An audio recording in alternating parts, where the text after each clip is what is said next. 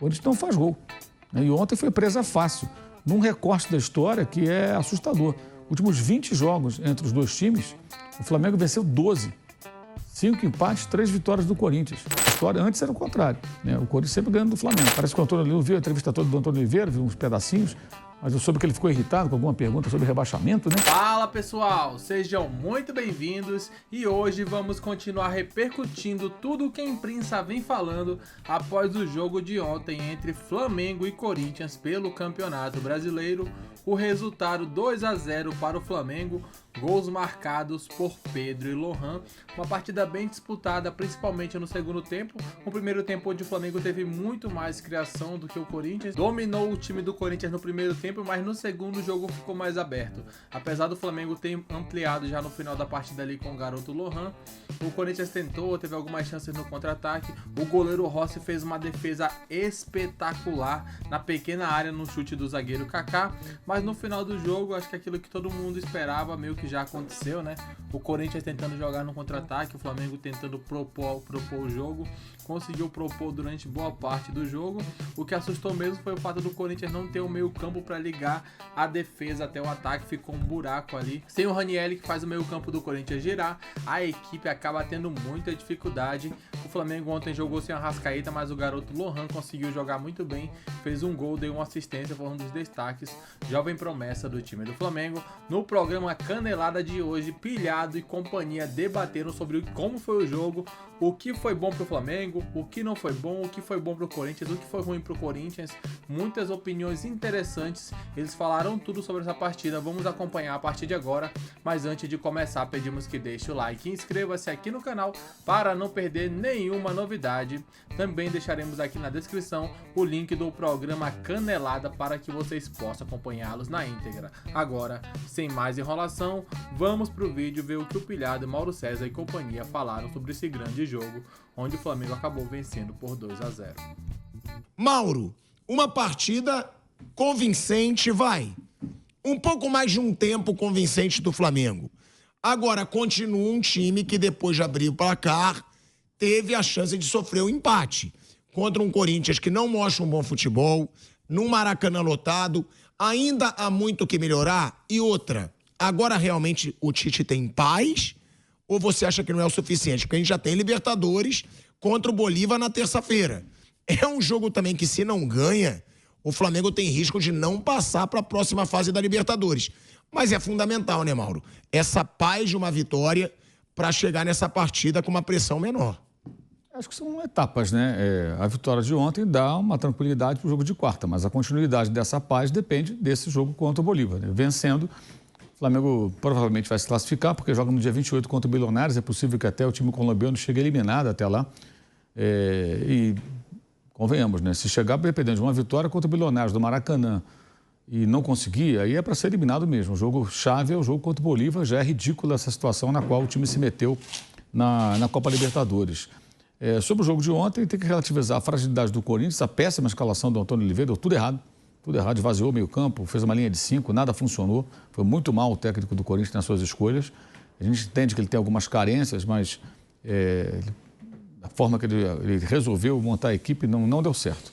E muita vontade no meio campo do Flamengo e tudo mais, né? Primeiro tempo poderia ter sido mais gols, o Carlos Miguel falha no gol do Pedro, mas faz 2, 3 defesas difíceis, né? Ou seja, foram criadas muitas chances. Por exemplo, com 25 minutos, o Flamengo tinha chutado 6 bolas na direção do gol. Em 90 minutos contra o Botafogo, que foi o jogo anterior do Flamengo no Maracanã pelo Brasileiro, não foi nenhuma bola na direção do gol. Então isso mostra também uma diferença também de postura, não só no nível do adversário, mas também a maneira como o time se comportou. Sobre o segundo tempo, acho que é normal que você tenha uma mudança de comportamento. Está jogando no calor, você vai ter uma queda de rendimento. Existe um adversário, por mais desorganizado que estivesse o Corinthians, ele vai atacar, ele vai tentar criar alguma situação. E a bola aérea defensiva do Flamengo é muito fraca e dessa maneira o Corinthians teve realmente uma clara chance de gol. Mas eu acho um pouco exagerado, que nem foi o jogo de São Paulo. O Flamengo dominou 80 minutos. Aí teve 10 minutos, o São Paulo fez um gol, não criou mais nenhuma chance, tentou, mas quase sofreu um empate. Aí é um recorte muito maluco, né? Você pega um pedacinho do jogo em que um adversário ataca, é dominado quase todo o tempo, e o que vale é esse pedaço? Eu acho que o problema não está nos 10 minutos ali, ou 5, sei lá, em que o Corinthians criou a situação. Está na fragilidade da bola aérea defensiva, que gerou aquela situação. Se o Flamengo É um fosse, problema antigo, né, Mauro? se fosse eficiente na jogada defensiva, nessa bola aérea, aquela situação dificilmente aconteceria. E às vezes é até bom que isso aconteça para você perceber que está ruim, que tem que mudar e não se iludir ali com o resultado. E também para mostrar que o Rossi é um goleiro que tem sido confiável, né? Ele não tem errado muito. A última falha do Rossi, que eu me lembro, falha mesmo, foi o gol do Joaquim, que deu a vitória ao Santos contra o Flamengo no Brasileiro passado. Ali ele falhou, uma bola totalmente defensável. Fora isso, não me lembro de nenhuma falha grave que ele tenha cometido. Uma jogada ou outra, tudo que ele tenha hesitado acontece. Mas é um goleiro bem mais seguro do que o Matheus Cunha, que era o titular no ano passado com o Sampaoli, naquele jogo em que o Flamengo tomou 3 gols de cabeça, por exemplo, contra o Bolívar e foi eliminado da Libertadores. Ele era o goleiro, ele errou, a zaga errou, todo mundo errou. Então, acho que foi uma vitória importante do Flamengo, que evidencia também que o Corinthians assim, não pode se iludir com o negócio de ganhar do Nacional do Paraguai. O jogo do Fluminense foi uma coisa atípica. O time só fez gols contra o Fluminense. São 6 jogos, né, no campeonato, 3 gols contra o Fluminense e nada mais. O time não faz gol. O Corinthians não faz gol. E ontem foi presa fácil, num recorte da história que é assustador. Últimos 20 jogos entre os dois times, o Flamengo venceu 12. 5 empates, 3 vitórias do Corinthians. Aí se você procurar as vitórias do Corinthians, olha só quais são elas.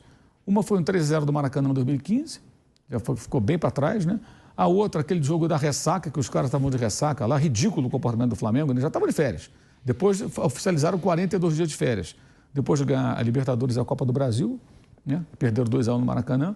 E aquele jogo do time mistão, quase todo reserva, em Itaquera, também no ano retrasado, que o Rodinei me faz um gol contra, e sozinho com a bola empurrou para dentro do próprio gol.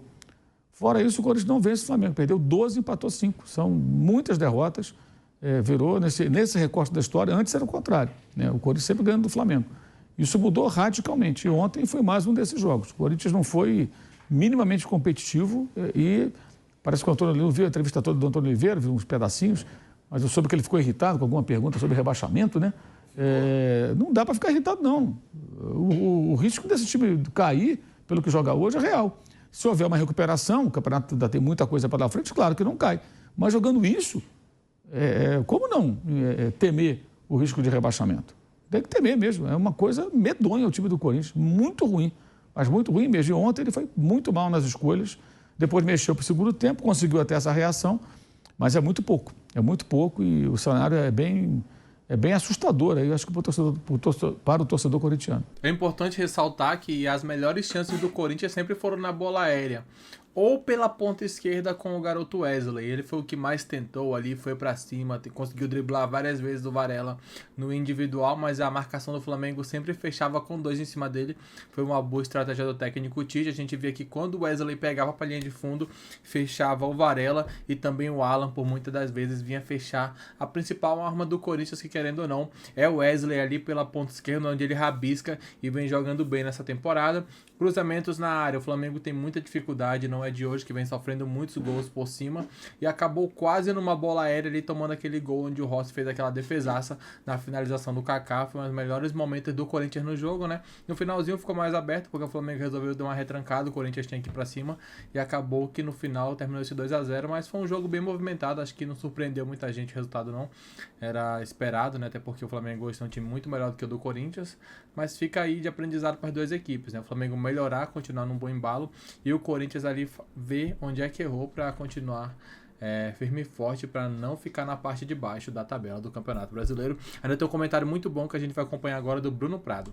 O Paz, o Tite, ou é cedo demais para falar isso? E sobre a atuação do Flamengo e depois a gente fala do Gabigol. Bom, sobre o Tite, ele tem paz até quarta-feira, né? É terça, o jogo é terça. Quarta-feira. Não é terça o Flamengo na Libertadores? Quarta. Flamengo, Bolívar, Quarta é o Atlético contra o Penharol, no Uruguai, né? E Corinthians e Argentinos Júnior aqui no Brasil. Terça, perdão. Quarta joga o Flamengo, né? E o Palmeiras. Com o Del Valle. Então, o Tite ele tem paz até ali. Ontem foi uma boa atuação do Flamengo e uma vitória. O Flamengo não vinha jogando bem, isso é um fato, o próprio Tite admite isso. Eu já falei algumas vezes, eu acho que o ambiente era muito exagerado. E isso de ameaça, de chegar, o Mauro falou do jogo com o Amazonas, as pessoas com expressão de raiva na cara, xingando, aí vai lá e cerca carro. O Flamengo não vinha jogando bem, isso ninguém contesta, né? A discussão não é sobre jogar bem ou jogar mal. que o time estava jogando mal mesmo. Acho que a questão era a intensidade das coisas, né? Acho que a intensidade das cobranças, das críticas era muito exagerada.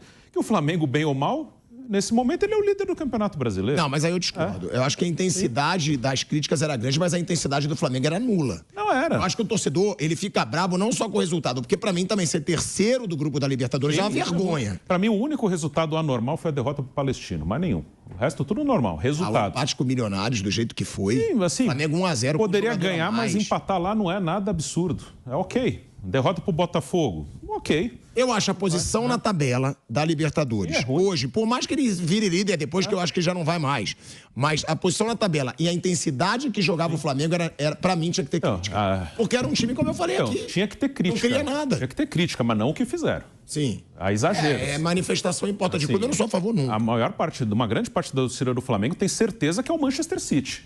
Certeza absoluta, que é o Guardiola, o Manchester City.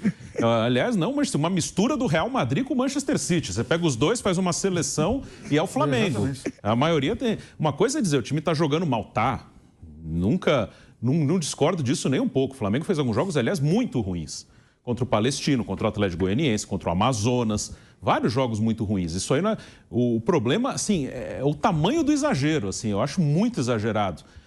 O Tite, por exemplo, se ele não ganha o jogo, pelo histórico da diretoria do Flamengo e pelo tamanho de tudo aí que estava rolando, ele podia cair. Isso aí, eu acho que tinha esse risco, né? Mas eu acho isso um absurdo, porque a questão é essa, o time tá jogando mal, beleza, nós temos que melhorar, ok. Mas por que sempre o nós temos que melhorar significa tirar o treinador? Isso é o que eu acho muito louco. O Tite, comprovadamente, é um cara competente.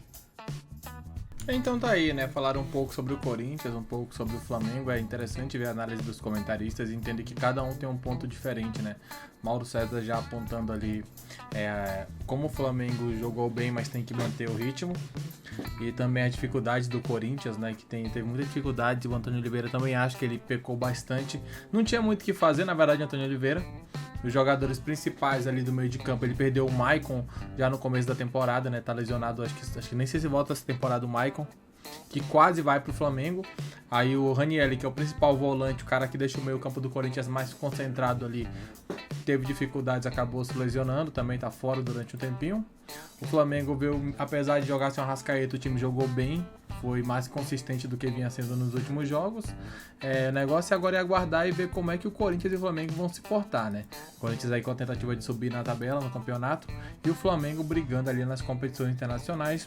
Tem um time muito bom e a torcida tem que cobrar mesmo, porque os caras ganham muita grana e tem que entregar no mínimo do que a torcida pede. O Flamengo não vem entregando isso atualmente. É isso que aconteceu no programa Canelada de hoje. Qualquer informação traremos para vocês. Inscreva-se no canal, deixe o like e até a próxima. Valeu!